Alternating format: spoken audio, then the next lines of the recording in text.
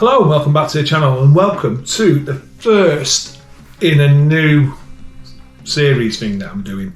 I've thought about, when I do beers, I seem to do a lot of the same brewery, and like in Red Willow, I think I did 8 Red Willows, and I was trying to space them out so it doesn't get like just too much doing the same brewery.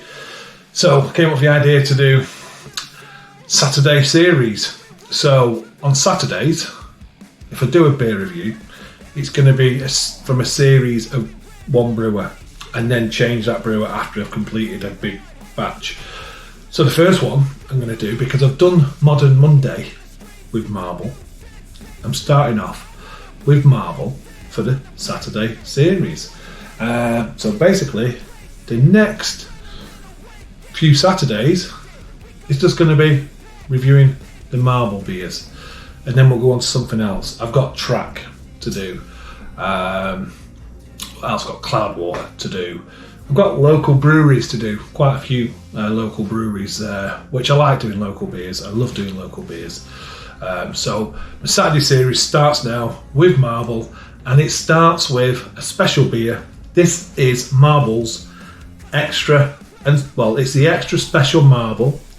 It says extra and special Marble canned beer produced to Fuller standards. ESB, Fuller's trademark basically. You can't use ESB. It's not a style of beer as such. It's it's not a style of beer. It's basically an extra special bitter. So it's a special bitter. Fuller's used to have a special bitter. Then they made one a little bit stronger. They called it extra. Then an extra special bitter came along. So it's theirs basically. ESB is theirs. I'm actually brewing at the moment a homebrew ESB, extra special bitter, or in that style anyway. So extra special bitter Marble. Looking forward to this. Going to crack it open, get into my glass, see what it looks like, get the aroma and get the taste. So 500ml can, got this straight from Marble Brewery, which is handy.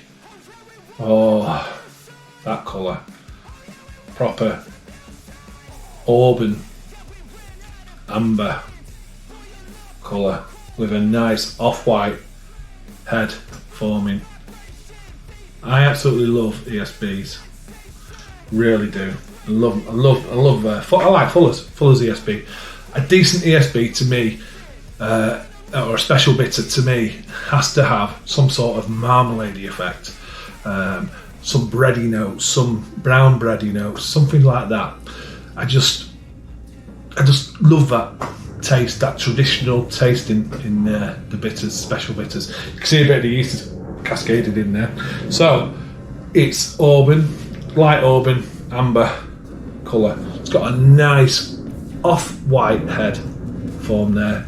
It's got some smooth, creamy bubbles.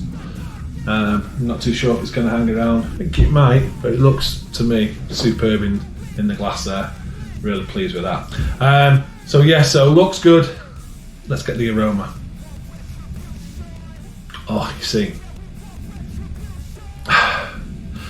it's sweet, marmalade aroma, superb aroma.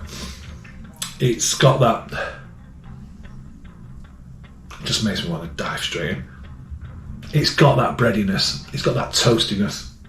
Oh, it's marmalade on toast, it really is. It smells fantastic. I'm pretty certain that they probably used some possibly US or New World hops in this, but that smells like a classic to me. Oh, it smells so good.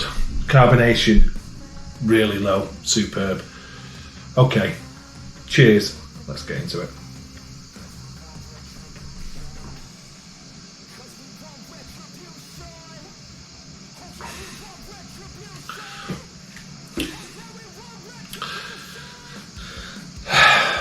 What can I say?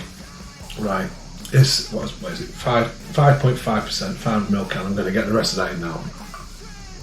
Don't mind that yeast going in there. That has got long-lasting bitterness. When I say long-lasting bitterness, I'm talking marmalade bitterness. But marmalade can be sweet and bitter. This beer is sweet and bitter.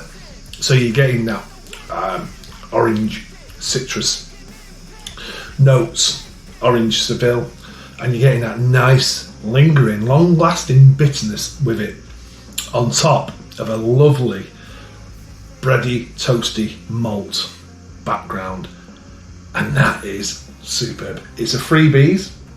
It's a super Saturday series. This one, it's a super beer. It really is. Honestly, if you can get hold of the Marbles Extra Special Bitter, you really do need to get hold of it. That is fantastic. Well, I've got a little book here. I think it's got a mention of this beer in this book. It's fairly new. It's from Adrian Demi-John's United Kingdom of Beer. And what does Adrian say about it?